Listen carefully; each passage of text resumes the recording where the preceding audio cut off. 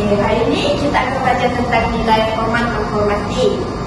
So, sebagai manusia kita hidup dalam masyarakat yang penuh dengan berbagai latar belakang kepercayaan dan nilai. Oleh itu, nilai hormat menghormati amat penting untuk membina hubungan yang baik dengan orang lain, sama ada di rumah, di sekolah atau dalam masyarakat.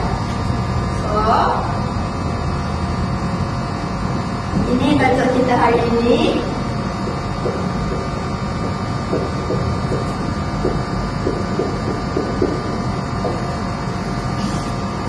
So, objektif kita hari ini adalah memahami maksud hormat menghormati, mengenal pasti contoh amalan hormat menghormati dalam kehidupan seharian, dan menyadari kepentingan nilai ini dalam menjaga keharmonian.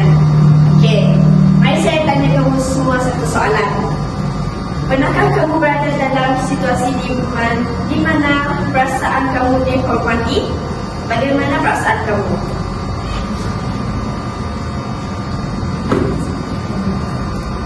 Okay, saya dah bagi masa untuk korang semua untuk jawab. So, apa jawapan anda? Jawapan saya adalah perasaan saya apabila dihormati, saya merasa sangat dihargai, diterima dan diberi perhatian dalam situasi tersebut. Ia juga boleh meningkatkan rasa percaya diri dan mempereratkan hubungan antara individu. Okay, terima kasih. Okay, Virginia, awak punya jawapan? Ya, saya pernah merasa dihormati apabila guru memberi usaha saya dalam menyiapkan tugasan. Saya rasa bangga dan lebih semangat untuk belajar. Okey. Seterusnya yang terakhir, Andy. Okay. Ya, saya rasa dihormati apabila adik saya meminta izin sebelum menggunakan barang milik saya. Perasaan saya sangat dihargai kerana dia menunjukkan rasa hormat kepada saya. Okey, bagus. Perasaan dihormati membuat kita rasa dihargai, bukan? Ya. Okey, tetapi apa akan berlaku jika kita tidak menghormati orang lain? Itulah yang kita akan bincangkan pada hari ini dan yang akan menjadi fokus utama dalam topik kita. Okey. Untuk memastikan sesi ini menyeronokkan, kita akan menjalankan dua aktiviti, iaitu perbincangan kumpulan tentang cara kita menunjukkan rasa hormat. Yang kedua iaitu pembentangan tentang situasi untuk memahami perbezaan antara amalan hormat menghormati dan sikap tidak hormat. Semasa aktiviti ini, saya akan memberikan maklum balas kepada setiap jawapan dan lakonan kamu. Pastikan kamu semua terlibat dalam situasi ini. Ya? Okay. Adakah semua sudah bersedia? Okey, baiklah, mari kita mula.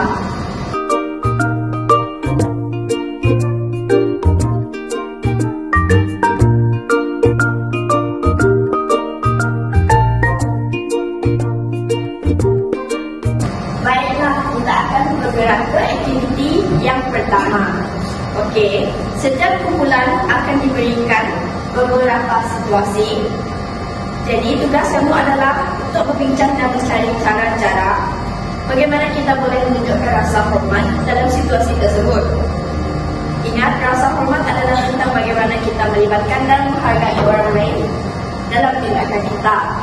Jadi berikut adalah beberapa situasi yang perlu kami bincangkan. Yang pertama, bagaimana cara kita menunjukkan rasa hormat kepada guru.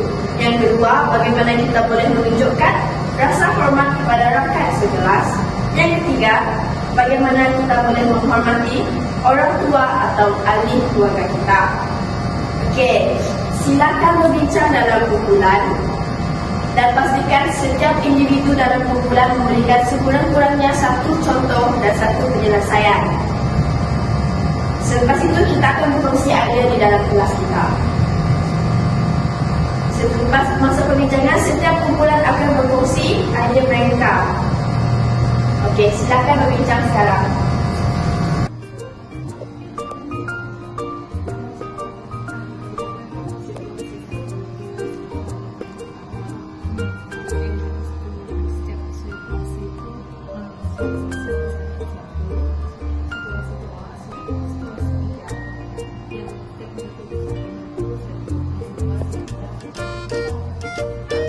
Okey, semua sudah berbincang? Dan Okey, semua sudah sediakan jawapan? sudah Okey, hari ini kita akan mulakan dengan N. N, silakan.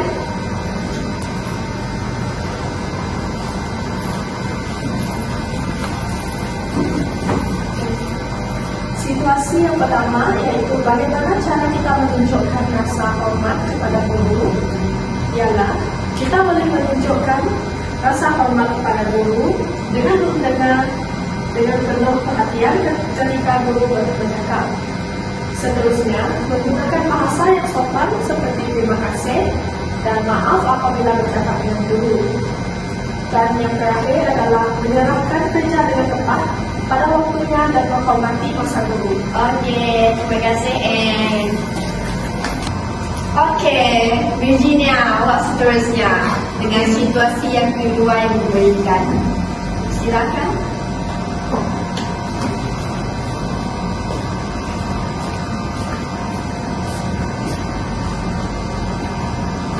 situasi kedua.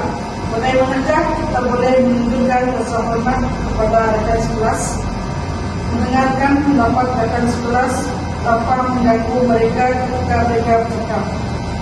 Seterusnya, memberi sokongan apabila mereka memerlukan bantuan dan tidak menginjak mereka. Terima kasih apabila rekan sekelas membantu kita dalam tugasan atau masalah. Okey, terima kasih Virginia. Okey. Jadi kita tidak perlu untuk bersikap sombong serta bersikap yang tidak senonoh dengan rakan sekelas. Kerana mereka juga adalah manusia yang perlu dihormati. Okey, yang seterusnya. Mandy, silakan situasi yang ketiga.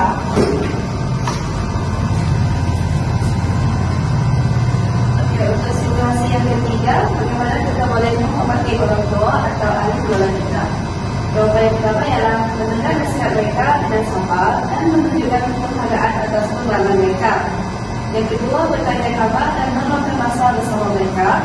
Dan yang ketiga, menunjukkan penghargaan dengan membantu mereka dalam kerja rumah atau aktiviti harian.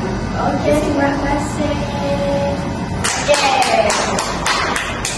Semua dah jalankan tanggung tugasan yang diberikan.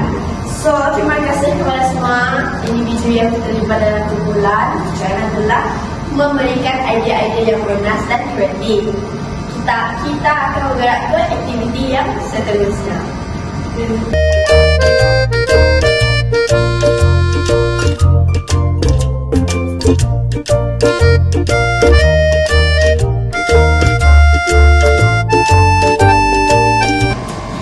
Okey, sekarang kita akan membentangkan dua situasi berbeza mengenai amalan hormat menghormati dan amalan tidak hormat.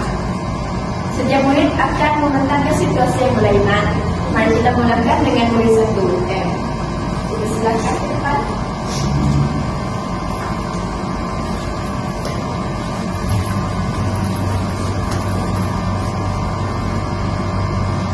Dalam situasi pertama, saya akan menunjukkan bagaimana kita boleh menunjukkan rasa hormat kepada orang tua dengan cara membantu mereka. Sebagai contoh, apabila ibu atau bapa kita pulang ke rumah dengan membawa barang-barang yang banyak, kita boleh menawarkan untuk membantu membawa barang-barang tersebut. Kita boleh berkata, Ibu, ya saya bantu bawa barang-barang itu. Dengan cara ini, kita menunjukkan rasa hormat dan menjaga mereka. Okey, terima kasih atas jawapan tersebut. Itu adalah contoh yang sangat baik untuk kita mencontohi. Okey, sekarang kita akan teruskan dengan situasi yang kedua, iaitu Virginia. Silakan.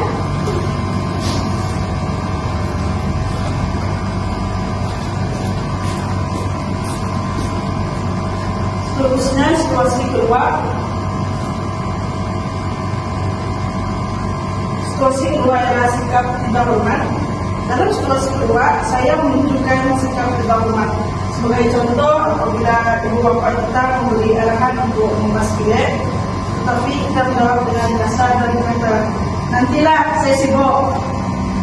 Ini adalah sikap tidak menghormati yang perlu dielakkan kerana ia menunjukkan kita tidak menghargai usaha mereka.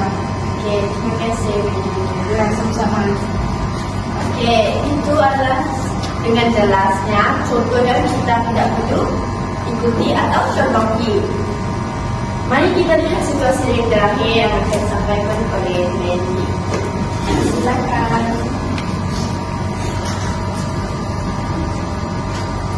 Oke, dalam situasi ketiga, saya akan menunjukkan cara kita boleh menunjukkan rasa hormat kepada orang tua melalui perkataan yang positif. Sebagai contoh, apabila ibu memasak makanan yang sedap, kita boleh mengucapkan terima kasih dan memuji masakan mereka. Sebagai contoh, saya akan kata, terima kasih ibu, makanan ini sangat sedap. Dengan cara ini, kita menghargai usaha dan perhatian yang diberikan oleh orang tua. Oke, itu adalah contoh yang sangat baik. Oke, terima kasih. Ini, oke, kita akan teruskan. Menghargai orang tua dengan berkata positif adalah cara kita untuk menunjukkan rasa hormat. Jadi, terima kasih semua. Kita telah melihat dengan lebih jelas bagaimana sikap hormat terhadap orang tua bukan hanya melalui kata-kata, tetapi juga melalui tindakan kita yang perlu dicontohi dan diamalkan dalam setiap manusia. Okey, jangan lupa bahawa menghormati orang tua adalah perkara yang penting dalam kehidupan kita. Teruskan menunjukkan rasa hormat kepada orang tua dengan cara yang positif demi kebaikan masa depan kita dan orang lain.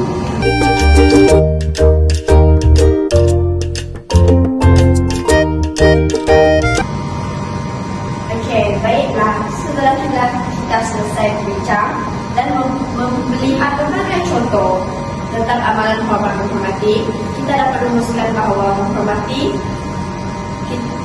orang lain adalah sesuatu yang sangat penting.